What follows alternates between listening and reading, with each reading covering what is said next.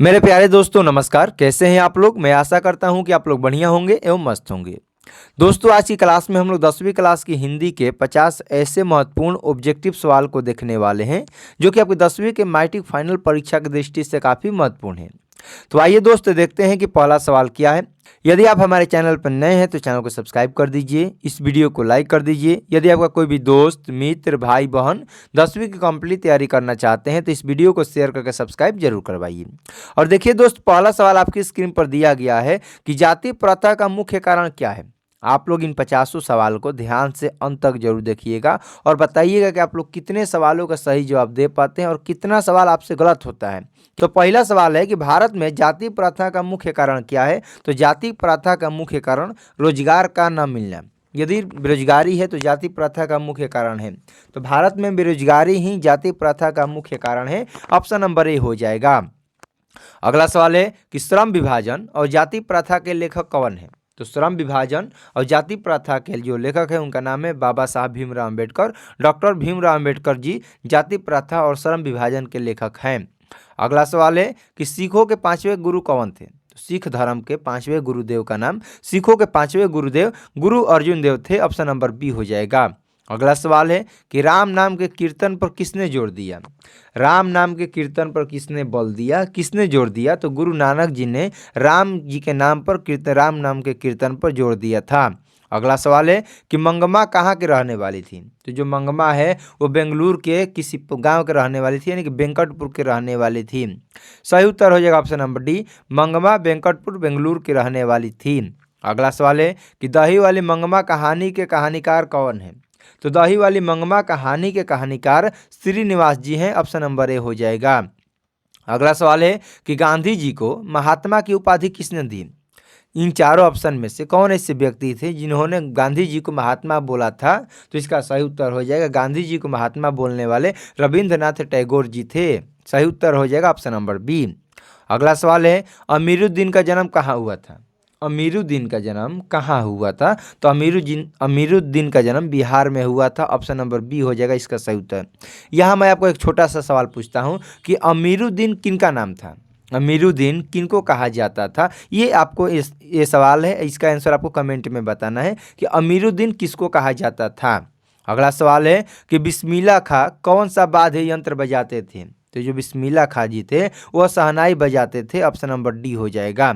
अगला सवाल है कि झोले में कितनी मछलियाँ थी। तो झोले में टोटल 3 मछलियाँ थी। ऑप्शन नंबर सी हो जाएगा। अगला सवाल है कि बीजाक्षर काव्य संकलन की कृति कौन है, किसकी कृति है। ये जो सवाल है 2022 के सेकेंड शिफ्ट और 2025 के प्रथम शिफ्ट में पूछा गया है, इसीलिए ये सवाल का आंसर आपको याद होना चाहिए कि बीजाक्षर काव्य जो है उसको किसने लिखा है। तो बीजाक्षर के लेखक जो है वो अनामिका जी है। अनामिका हो जाएगा सही उत्तर। अगला सवाल है जित जित मैं निरखत हूँ यह एक प्रकार का क्या है। तो जित जित मैं निरखत हूँ यह एक प्रकार का इंटरव्यू है, यह एक प्रकार का साक्षात्कार है। अगला सवाल है कि बिरजू महाराज कितने साल के थे जब उनके पिताजी का मृत्यु हुआ था। यहाँ पर चारों ऑप्शन गलत हैं हमको लगता है। बिरजू महाराज उस समय 9.5 साल के थे। 9.5 साल के थे जब उनके पिताजी की मृत्यु हो गई थी, यानी कि 1/2 यहाँ पर छूट गया है। अगला सवाल है हिंदी कविता में प्रयोगवाद का सूत्रपात किसने किया। तो हिंदी कविता में प्रयोगवाद का सूत्रपात किसने किया था। तो अगे साहब ने किया था। ऑप्शन नंबर डी हो जाएगा। अगला सवाल है कि जारशाही किस देश में थी। तो जारशाही सोवियत संघ के रूस में थी। ऑप्शन नंबर बी हो जाएगा। अगला सवाल है कि टकसाल शब्द का अर्थ क्या होता है। टकसाल किसको कहा गया है। तो जहां सिक्के को ढाला जाता था उसी को टकसाल बोला जाता है। अगला सवाल है कि चंद्रगुप्त विक्रमादित्य का व्यक्ति नाम क्या है। तो चंद्रगुप्त विक्रमादित्य का व्यक्तिगत नाम उनको क्या कहा जाता था। तो देव साहब कहा जाता था। अगला सवाल है कि काशी क्या है। असुर नगरी है कि देव नगरी है कि पशु नगरी है कि पक्षी नगरी है। तो देवों की नगरी को काशी कहा गया है। ऑप्शन नंबर बी हो जाएगा यह सही उत्तर। अगला सवाल है कि धरती कब तक घूमेगी कहानी के कहानीकार कौन है। तो धरती कब तक घूमेगी कहानी के जो कहानीकार है उनका नाम है सावरदैया। सावरदैया धरती कब तक घूमेगी के लेखक हैं। अगला सवाल है कि गौड़ देश के लोग क्या पसंद करते थे। तो गौड़ देश के लोग बड़े बड़े नाखूनों को रखना पसंद करते थे। अगला सवाल है कि कौन पापत्ती को अकेला छोड़कर नहीं जाना चाहती थी। कौन पपत्ती को अकेला छोड़कर नहीं जाना चाहती थी। तो जो वल्ली अमाल है, वो पपत्ती को अकेला छोड़कर नहीं जाना चाहती थी। अगला सवाल है कि नगर कहानी के कहानीकार कौन है। नगर कहानी के कहानीकार कौन है। तो नगर कहानी के कहानीकार का नाम सुजाता है।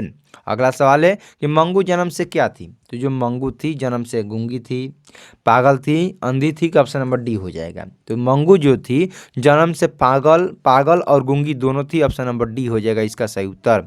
अगला सवाल है कि मैक्स मूलर को किसने वेदांतियों का वेदांती कहा था। तो वेदांतियों का वेदांती मैक्स मूलर साहब को स्वामी विवेकानंद जी ने कहा था। अगला सवाल है कि घनानंद किस धारा के कवि हैं। घनानंद किस धारा के कवि है। तो घनानंद रीतिमुक्त धारा के कवि हैं। अगला सवाल है तिहुपुर शब्द का अर्थ क्या होता है। तो तिहुपुर शब्द का अर्थ दोस्तों तीनों लोग को तिहुपुर कहा गया है, ऑप्शन नंबर सी हो जाएगा इसका सही उत्तर। अगला सवाल है कि ढहते विश्वास कहानी के कहानीकार कौन है। तो ढहते विश्वास कहानी के कहानीकार सतकोड़ी होता जी हैं। यह भी 4 बार आपसे पेपर में पूछ चुका है, इसको भी याद रखिएगा। अगला सवाल है कि मंगमा को किसके साथ विवाद था। तो मंगमा को अपने बहू नजम्मा के साथ विवाद था। मंगमा की बहू का नाम क्या था। तो मंगम्मा की बहू का नाम नजम्मा था, ऑप्शन नंबर बी हो जाएगा। आप लोग क्लास पसंद आ रहा है तो क्लास को लाइक शेयर सब्सक्राइब करते रहिए दोस्तों, अपने दोस्तों का शेयर करना मत भूलिएगा। और देखिए दोस्तों कि अगला सवाल है कि रेनर मारिया रिल्के के पिताजी का नाम क्या था। तो रेनर के पिताजी का नाम जॉनसन रिल्के था, ऑप्शन नंबर बी हो जाएगा सही उत्तर। अगला सवाल है अमीरुद्दीन के बड़े भाई का नाम क्या था। अमीरुद्दीन के बड़े भाई का नाम क्या था। तो अमीरुद्दीन जी के बड़े भाई का नाम शमसुद्दीन था, ऑप्शन नंबर सी हो जाएगा। अगला सवाल है कि तार सप्तक का संपादन किसने किया। तो तार सप्तक का संपादन अज्ञे साहब ने किया था। अगला सवाल है कर्नाटक प्रदेश का, ध्यान से सुनिएगा सवाल को, कर्नाटक प्रदेश का श्रवणबेलगोला स्थान किसके लिए प्रसिद्ध है। तो कर्नाटक शब्द का जो श्रवणबेलगोला है वो जैन मुनियों के लिए प्रसिद्ध है, ऑप्शन नंबर डी हो जाएगा सही उत्तर। अगला सवाल है कि प्रेमघन किस युग के साहित्यकार थे। तो जो प्रेमघन जी है वह भरतेंदु युग के साहित्यकार थे। अगला सवाल है मंगू की माँ की कितने संतानें थी। तो मंगू की माँ की 4 संतानें थी। अगला सवाल है कि सुजान सागर किसकी कृति है। सुजान सागर किसकी कृति है। तो सुजान सागर घनानंद जी की कृति है। अगला सवाल है तलबंडी वर्तमान में कहाँ है। तो तलबंडी जो है वह वर्तमान में पाकिस्तान में है, ऑप्शन नंबर ए हो जाएगा। अगला सवाल है कि दही वाली मंगमा कहानी के मुख्य पात्र का नाम क्या है। तो दही वाली मंगमा कहानी के मुख्य पात्र का नाम दोस्तों मंगम्मा है, क्योंकि दही वाली मंगम्मा में जो कहानी है मंगमा और उसके बहू के आसपास घूमता है और शुरुआत से अंत तक मंगमा का मेन कैरेक्टर है, उसके सही सवाल हो जाएगा ऑप्शन नंबर बी। अगला सवाल है कि अंतर्राष्ट्रीय अहिंसा दिवस कब मनाया जाता है। अंतर्राष्ट्रीय अहिंसा दिवस कब मनाया जाता है। तो अंतर्राष्ट्रीय अहिंसा दिवस 2 अक्टूबर को मनाया जाता है, क्योंकि 2 अक्टूबर 1869 ईस्वी को महात्मा गांधी जी का जन्म हुआ था। अगला सवाल है कि सुलोचना कौन थी। तो सुलोचना कौन थी दोस्तों, एक एक्ट्रेस थी, अभिनेत्री थी। सुलोचना कौन थी, अभिनेत्री थी। और कुलसुम कौन थी। तो कुलसुम हलवाई थी और सुलोचना कौन थी, अभिनेत्री थी। अगला सवाल है कि संतु काँप रहा था, डर से, ठंड से, मछली देखने से कि मार पड़ने से। तो जो संतु था वो ठंड से काँप रहा था। अगला सवाल है बिरजू महाराज को क्या पहनने का शौक था। बिरजू महाराज जी को क्या पहनने का शौक था। तो बिरजू महाराज जी को टोपी पहनने का शौक था। अगला सवाल है कि दूर से कौन ललकारता है। इसका सही उत्तर हो जाएगा जो वृक्ष चौकीदार है वह दूर से ही ललकारता है, इसका सही उत्तर हो जाएगा ऑप्शन नंबर डी। अगला सवाल है कि दुर्दांत मानवीय विभिषिका का चित्रण करने वाली कविता कौन है। दुर्दांत मानवीय विभिषिका का चित्रण करने वाला कविता कौन है। तो इसका सही उत्तर हो जाएगा दोस्तों हिरोशिमा, क्योंकि जब अमेरिका के द्वारा जापान की हिरोशिमा और नागासाकी पर परमाणु बम गिराया गया था, ऑप्शन नंबर सी हो जाएगा इसका सही उत्तर। अगला सवाल है कि किस शासक ने ऐसा सिक्का चलाया जिस पर नागरी लिपि में राम सिंह शब्द अंकित है। ये 2-3 बार पूछ चुका है और सवाल चेंज कर करके पूछा, इसको याद रखिएगा कि कौन ऐसा शासक है जिसने एक ऐसा सिक्का चलाया जिस पर राम सिंह शब्द अंकित था। तो इसका सही उत्तर बादशाह अकबर ने एक ऐसा सिक्का चलाया था जिस पर राम सिंह शब्द अंकित है। अगला सवाल है किसे महसूस हुआ कि पृथ्वी और आकाश के बीच में घुटन भरी हुई है। तो जो सीता थी उसको महसूस हुआ कि पृथ्वी और आकाश के बीच में घुटन भरी हुई है, ऑप्शन नंबर ए हो जाएगा।